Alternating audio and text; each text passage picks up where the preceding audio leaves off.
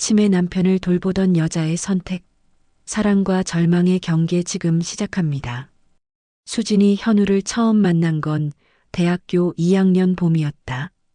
도서관 계단에서 책을 떨어뜨린 수진을 현우가 주워주며 건넨 미소가 시작이었다. 수진은 24, 현우는 27. 현우는 경영학과 선배였고 수진은 문예창작과 학생이었다. 두 사람은 어색한 커피 한 잔으로 시작해 매일 저녁 캠퍼스를 함께 걸었다. 현우는 수진의 글을 읽어주는 첫 번째 독자가 되었고 수진은 현우의 지친 하루를 웃음으로 채워주는 사람이 되었다. 졸업 후 현우는 작은 무역회사에 취직했고 수진은 출판사에서 편집 일을 시작했다. 둘은 좁은 원룸에서 라면을 끓여 먹으며 미래를 그렸다. 결혼식은 소박했다. 하객은 많지 않았지만 두 사람의 부모님은 진심으로 축복해 주었다. 신혼집은 작았지만 따뜻했다. 주말이면 근처 공원으로 소풍을 갔고 여름휴가 때는 동해안으로 여행을 떠났다. 현우는 수진이 좋아하는 딸기를 사오곤 했고 수진은 현우가 피곤해하면 발을 주물러 주었다.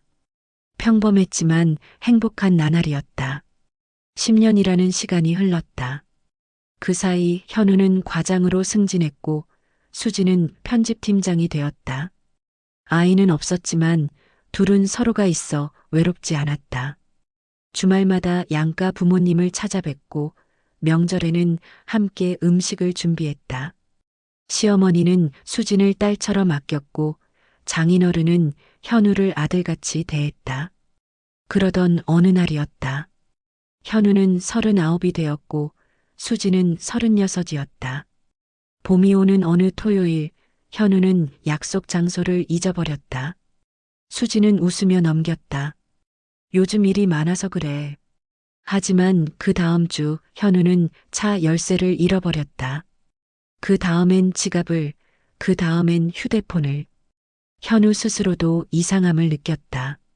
나 요즘 왜 이러지? 수지는 불안했지만 괜찮다고 말했다. 그러나 증상은 점점 심해졌다. 회사에서 중요한 회의를 잊어버리고 집에 오는 길을 헤맸다. 결국 수지는 현우를 병원으로 데려갔다. 검사 결과를 기다리는 일주일은 지옥 같았다. 진단명이 나온 날 의사는 조심스럽게 입을 열었다. 조발성 알츠하이머, 즉 젊은 치매입니다. 수진의 귓가에서 윙 소리가 났다. 현우는 멍하니 창밖을 바라봤다. 선생님, 그게 무슨 진행이 빠를 수 있습니다. 지금부터 준비하셔야 합니다. 병원을 나오며 두 사람은 아무 말도 하지 않았다. 집으로 가는 차 안에서 현우가 작게 말했다. 미안해. 수지는 고개를 저었다. 무슨 소리야? 우리 함께 이겨내자. 하지만 수진의 눈에서는 이미 눈물이 흐르고 있었다. 수진은 현우의 병을 숨기기로 했다. 회사에도 친구들에게도 심지어 부모님께도 당분간은 알리지 않기로 했다. 현우가 상처받을까봐, 동정의 눈빛을 받을까봐 두려웠다. 현우는 약을 먹기 시작했지만 병의 진행을 늦출 뿐 멈출 수는 없었다. 처음 몇 달은 괜찮은 것처럼 보였다. 하지만 반년이 지나자 변화가 시작되었다. 현우는 자주 쓰던 단어를 잊어버렸다. 저기 그거 뭐더라 문장이 끊기고 말이 느려졌다. 회사는 결국 그만둘 수밖에 없었다. 건강상의 이유로라는 모호한 이유를 댔다. 수지는 혼자 생계를 책임지게 되었다. 편집 일을 계속했지만 밤에는 현우를 돌봐야 했다. 잠은 점점 줄어들었다. 1년이 지나자 현우는 길을 잃기 시작했다. 집 근처 슈퍼에 갔다가 못 돌아왔다. 수지는 미치도록 동네를 뛰어다녔고 결국 경찰의 도움으로 5km 떨어진 곳에서 현우를 찾았다. 왜 여기 왔어? 나도 모르겠어. 집이 어딘지 그날 수지는 현우의 옷에 이름표를 달았다. 주소와 연락처를 적은 팔찌도 채웠다. 현우는 아무 말 없이 순순히 따랐다. 2년째 현우는 수진의 이름을 잊기 시작했다. 당신 누구였지? 그 말을 들은 순간 수진의 심장이 찢어지는 것 같았다. 나야, 수진이. 당신 아내. 아, 미안해. 미안해. 현우는 울었다. 자신이 무너지고 있다는 걸 알면서도 막을 수 없는 무력감에 울었다. 수진은 남편을 껴안고 함께 울었다. 집은 점점 병실처럼 변했다. 침대는 낙상 방지 난간이 달렸고 화장실에는 손잡이가 설치되었다. 가스레인지는 잠가 놓았고 현관문은 이중 잠금 장치를 했다. 수지는 밤마다 두세 시간씩 깼다. 현우가 배회하지 않는지 넘어지지 않는지 확인해야 했다. 낮에는 이를, 밤에는 간병을. 그녀의 몸은 서서히 무너지고 있었다. 3년째 현우는 폭력적으로 변하기 시작했다. 화가 나면 물건을 집어던졌고 수진을 밀쳤다. 병 때문이라는 걸 알지만 수진의 몸에는 멍이 늘어갔다. 결정적인 순간이 왔다. 어느 새벽 현우가 가스레인지를 켜려다 불을 낼 뻔했다.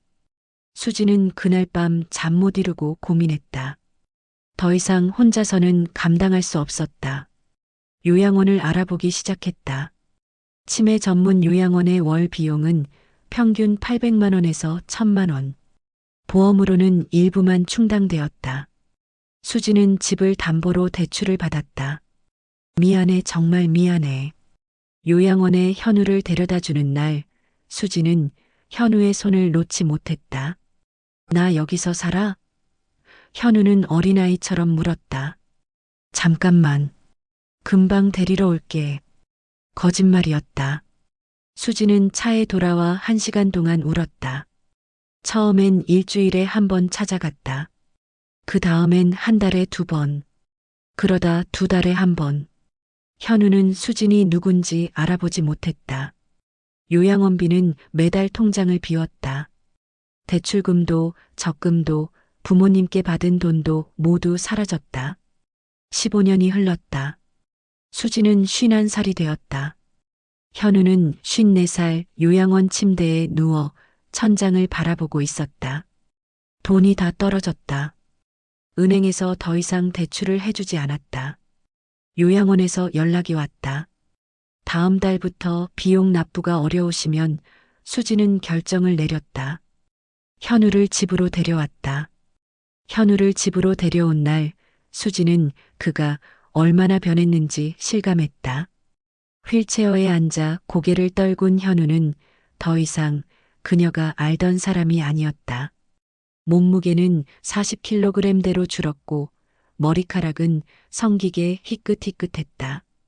눈동자에는 아무런 빛이 없었다. 현우야, 집이야. 우리 집. 반응이 없었다. 수지는 현우를 침실로 옮기고 침대에 눕혔다. 요양원에서 받아온 서류 가방에는 낙상주의, 배회 증상 있음, 폭력적 행동 가능, 24시간 케어 필요라는 메모가 빼곡했다. 밤이 되자 현실이 시작되었다. 현우는 자다 깨어 소리를 질렀다. 으아. 이유를 알 수 없는 비명이었다. 수진이 달려가 진정시키려 하자 현우는 그녀의 팔을 핥히었다. 괜찮아, 괜찮아. 나야. 하지만 현우의 눈에 수지는 보이지 않았다. 겨우 진정시키고 다시 눕혔지만 1시간 뒤 또 깼다.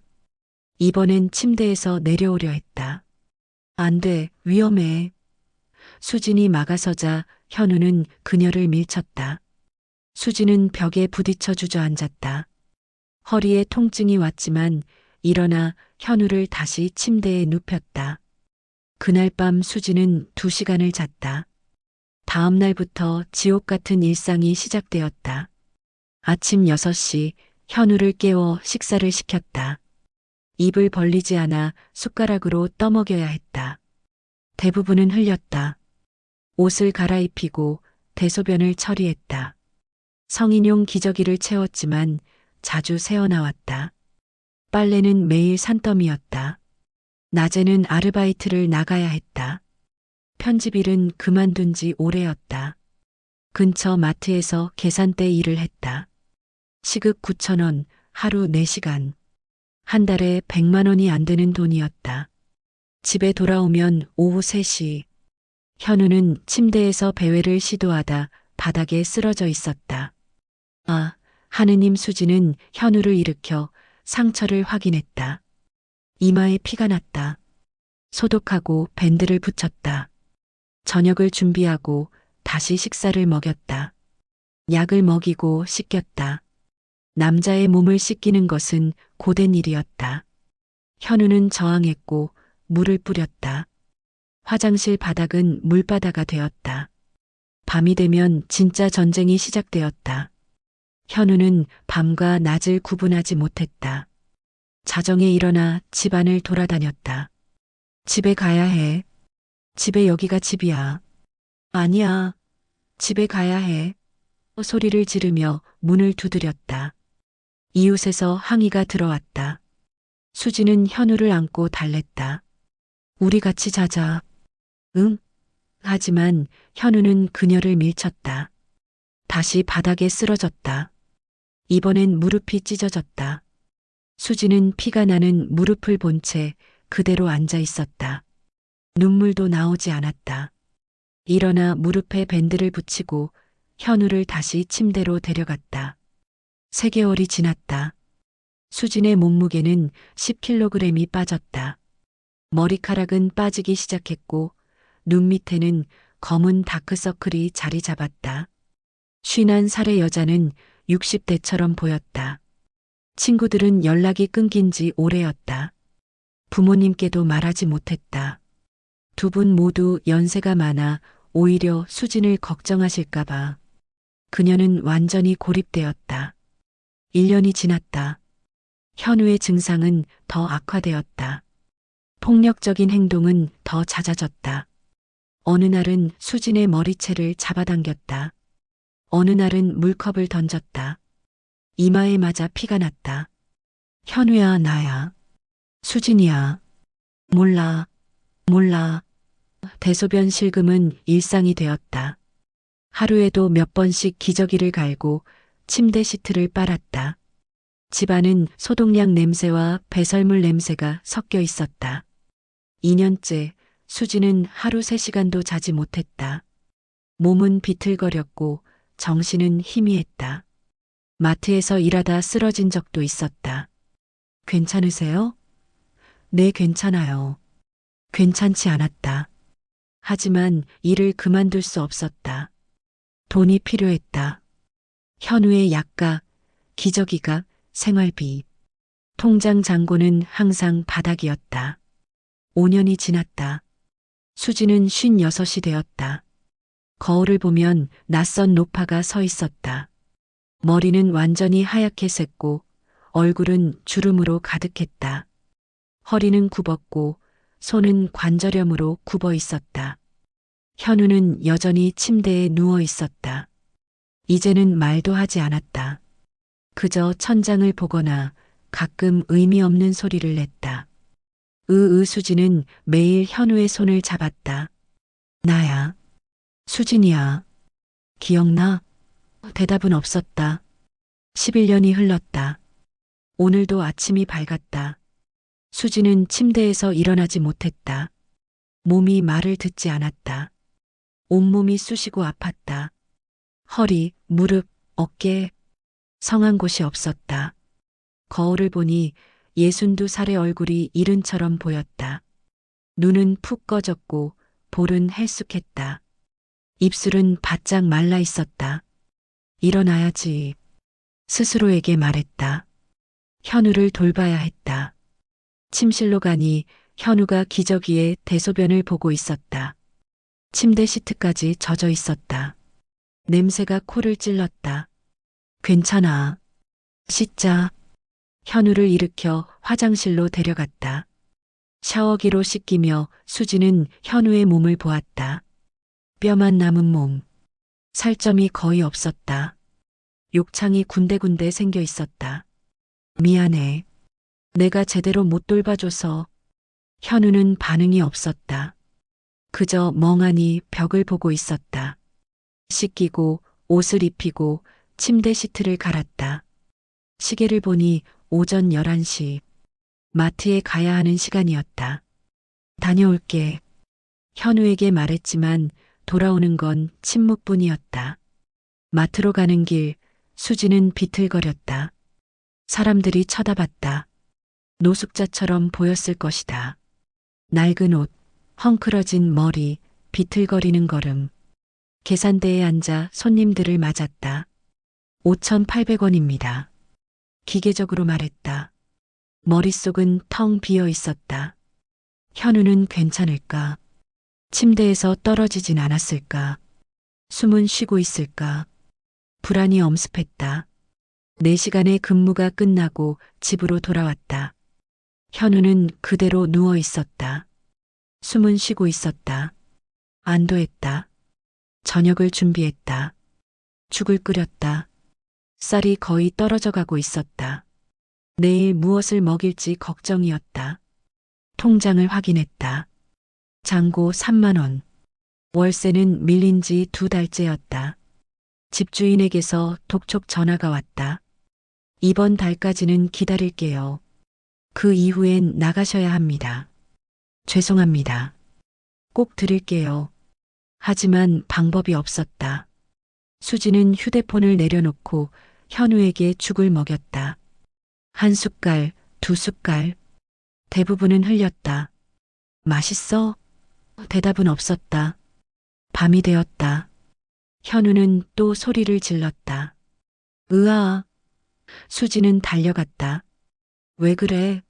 어디 아파? 현우는 그녀를 쳐다보지도 않았다. 그저 공허한 눈으로 허공을 응시했다. 수지는 그를 안아달랬다. 하지만 현우는 그녀를 밀쳤다. 수지는 벽에 머리를 부딪혔다. 정수리에서 피가 흘렀다. 손으로 만져보니 축축했다. 화장실로 가 거울을 봤다. 머리에 상처가 나 있었다. 물로 씻고 밴드를 붙였다. 거울 속 자신을 보며 수지는 생각했다. 이게 나야? 알아볼 수 없는 얼굴이었다. 희끗한 머리, 주름투성이 얼굴, 푹 꺼진 눈. 40살 때의 사진을 떠올렸다. 그때는 아직 웃을 수 있었다. 지금은 웃는 법도 잊어버렸다. 이렇게 살아서 뭐하지 중얼거렸다. 대답은 없었다. 침실로 돌아와 현우 옆에 누웠다. 천장을 바라봤다. 눈물이 흘렀다. 소리 없이 조용히. 당신 나 알아? 현우는 여전히 천장을 보고 있었다. 나 수진이야. 당신 아내. 기억나? 침묵. 우리 대학교 도서관에서 만났잖아. 당신이 내 책 주워줬지. 기억나? 침묵. 우리 결혼식 날 비 왔잖아. 그래도 행복했어. 기억나? 침묵. 제주도 여행 갔을 때 당신이 바다에서 넘어져서 내가 웃었잖아. 기억나? 침묵. 수지는 울었다. 소리내어 울었다. 26년. 함께한 시간. 모두 사라졌다. 현우의 머릿속에서, 그리고 이제는 수진의 현실에서. 왜 나를 두고 갔어? 현우는 대답하지 않았다. 대답할 수 없었다. 다음 날 아침도 똑같았다. 기저귀를 갈고 씻기고 먹이고 마트에 가고 돌아오고 밤이 되면 소리를 지르고 진정시키고 반복. 끝없는 반복. 한 달이 더 지났다. 집주인이 다시 전화했다. 더 이상은 못 기다립니다. 다음 주까지 안 내시면 나가셔야 해요. 알겠습니다.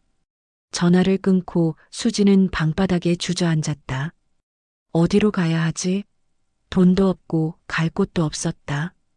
부모님은 작은 시골집에 계셨고 거기에 현우를 데려갈 수 없었다. 그날 밤 수지는 잠들지 못했다. 현우는 평소처럼 침대에서 울부짖었다. 으아. 조용히 해. 제발. 수지는 지쳐 있었다. 너무 지쳐 있었다. 제발 좀 조용히 해줘. 소리쳤다. 현우는 멈추지 않았다. 수지는 침대 옆에 주저앉아 머리를 감싸쥐었다. 난 이제 더 못하겠어. 정말 못하겠어. 눈물이 흘렀다. 하지만 눈물로는 아무것도 해결되지 않았다. 현우는 여전히 소리를 질렀고 수지는 여전히 그를 돌봐야 했다. 그날 밤 수지는 처음으로 끔찍한 생각을 했다. 이렇게 사는 것보다 차라리 고개를 저었다. 안 돼. 하지만 그 생각은 머릿속에서 떠나지 않았다. 마지막 날은 조용히 시작되었다. 수지는 눈을 떴지만 일어나지 못했다. 몸이 움직이지 않았다. 정신은 멀쩡한데 몸이 따르지 않았다. 옆을 보니 현우가 누워 있었다. 숨은 여전히 쉬고 있었다. 가쁘고 불규칙하게. 창문 밖으로 아침 해가 떠올랐다. 따뜻한 빛이 방 안으로 들어왔다. 하지만 수지는 따뜻함을 느낄 수 없었다. 마음은 이미 차갑게 얼어붙어 있었다. 겨우 몸을 일으켜 앉았다. 온몸이 삐걱거렸다. 관절이 비명을 질렀다. 부엌으로 가 물을 마셨다. 냉장고를 열었다. 텅 비어 있었다. 쌀통도 바닥이 보였다. 통장 잔고는 10,000원. 오늘이 집에서 보내는 마지막 날이었다. 내일이면 쫓겨날 것이다. 갈 곳이 없었다. 도와줄 사람도 없었다. 수지는 부엌 바닥에 주저앉았다. 차가운 바닥이 등을 통해 스며들었다. 이제 어떡하지? 대답은 없었다. 한참을 그렇게 앉아있다 일어났다. 현우에게 가야 했다. 침실로 들어가니 현우가 눈을 뜨고 있었다. 하지만 보고 있는 건 아무것도 아니었다. 그저 허공. 현우야. 불렀다. 반응이 없었다. 나야 수진이. 여전히 반응이 없었다. 수지는 그의 손을 잡았다. 차갑고 메말랐다. 뼈만 남은 손이었다. 우리 이제 어떡하지? 현우는 대답하지 않았다. 대답할 수 없었다. 수지는 그의 손을 쓰다듬으며 지난 시간을 떠올렸다. 24살 도서관 계단. 떨어진 책을 주워주던 손. 26살 결혼식 날. 반지를 끼워주던 손. 30살 제주도 바닷가. 손을 잡고 걷던 그날. 그 모든 순간이 아득히 멀게 느껴졌다. 다른 생의 이야기 같았다. 당신 때문에 힘들었어. 처음으로 솔직하게 말했다. 정말 힘들었어. 매일매일이 지옥 같았어. 현우의 얼굴은 변함이 없었다. 밤마다 잠도 못 자고 돈도 다 떨어지고 아무도 도와주지 않았어. 목소리가 떨렸다. 친구들도 다 떠났고 가족한테도 말 못하고 나 혼자였어. 완전히 혼자. 눈물이 흘렀다. 당신은 왜 나를 알아보지 못해? 내가 누군지, 우리가 뭔지. 왜 다 잊어버린 거야? 흐느꼈다. 26년을 함께 살았는데 그게 다 없어진 거야. 당신 머릿속에서. 현우는 여전히 천장을 보고 있었다. 수지는 그의 얼굴을 돌려 자신을 보게 했다. 나 좀 봐. 제발. 한 번만이라도. 하지만 현우의 눈동자는 초점이 없었다. 수진을 보는 게 아니라 그냥 보고 있을 뿐이었다. 나야 수진이야 목이 메었다. 더 이상 말이 나오지 않았다. 한참을 그렇게 있다가 수진은 현우를 눕혔다. 이불을 덮어주고 머리를 쓰다듬었다. 미안해. 속삭였다. 내가 당신을 지켜주지 못해서. 현우의 숨소리가 거칠었다. 가래가 낀 듯한 소리였다. 수지는 등을 두드려 가래를 빼냈다. 조금 나아진 것 같았다. 시계를 보니 오후 3시. 해가 서쪽으로 기울고 있었다. 방 안의 빛이 주황빛으로 물들었다. 아름다운 빛이었다. 하지만 수진의 마음은 어두웠다. 부엌으로 가 서랍을 열었다. 안에는 약병들이 있었다. 현우의 약, 자신의 진통제, 수면제. 손에 약병을 쥐고 한참을 바라봤다. 떨리는 손으로 뚜껑을 열었다. 하얀 알약들이 보였다. 이러면 안 돼. 스스로에게 말했다. 하지만 다른 방법이 있어? 대답할 수 없었다. 약병을 다시 서랍에 넣었다. 거실로 가 소파에 앉았다. TV를 켰다. 뉴스가 나왔다. 경제 위기, 정치 뉴스, 날씨. 모두 의미 없었다. TV를 껐다. 정적만 남았다. 현우의 거친 숨소리만 들렸다. 저녁이 되었다. 수지는 남은 쌀로 죽을 끓였다. 마지막 죽이었다. 현우에게 먹이러 갔다. 자, 먹자. 숟가락을 입에 가져갔다. 현우는 입을 벌리지 않았다. 먹어야 해. 응? 조금씩 입에 넣어줬다. 대부분은 흘렀다. 턱을 타고 목으로 흘러내렸다. 닦아주고 다시 먹였다. 한 그릇을 먹이는데 1시간이 걸렸다. 다 먹이고 입을 닦아줬다. 잘했어. 칭찬했다. 누구에게 하는 말인지 모를 칭찬이었다. 밤이 깊어졌다. 수지는 현우 옆에 누웠다. 나란히 누워 천장을 봤다. 우리 행복했었지? 물었다. 대답은 없었다. 대학 다닐 때, 신혼 때. 행복했어? 그치? 현우는 조용했다. 나는 행복했어. 당신이랑 있을 때. 눈물이 또 흘렀다. 지금도 사랑해. 이렇게 힘들어도. 현우의 손을 잡았다. 미안해. 내가 약해서. 목이 메었다. 더 이상은 못하겠어. 정말 못하겠어. 흐느꼈다. 한참을 울다가 일어났다. 부엌으로 가 서랍을 열었다. 약병을 꺼냈다. 손이 떨렸다. 정말 이러는 게 맞을까? 확신할 수 없었다. 하지만 다른 길이 보이지 않았다. 내일이면 집에서 쫓겨나고 길거리로 나가야 했다. 현우를 데리고 어디로 가야 할지 알 수 없었다. 이렇게 사는 것이 현우를 위한 것일까? 하루하루 고통받으며 살아가는 것이? 수지는 침실로 돌아왔다. 현우는 잠들어 있었다. 평화로운 얼굴이었다. 고통도 슬픔도 없는 얼굴. 수지는 그의 이마에 입을 맞췄다. 사랑해. 속삭였다. 정말 사랑해. 베개를 집어들었다. 손이 떨렸다. 눈물이 흘렀다. 미안해, 정말 미안해. 베개를 현우의 얼굴 위에 올려놓았다. 현우는 움직이지 않았다. 수지는 베개를 누르지 못했다. 손에서 힘이 빠졌다. 베개를 치웠다. 바닥에 주저앉아 울었다. 못하겠어, 못하겠어. 한참을 울다가 정신을 차렸다.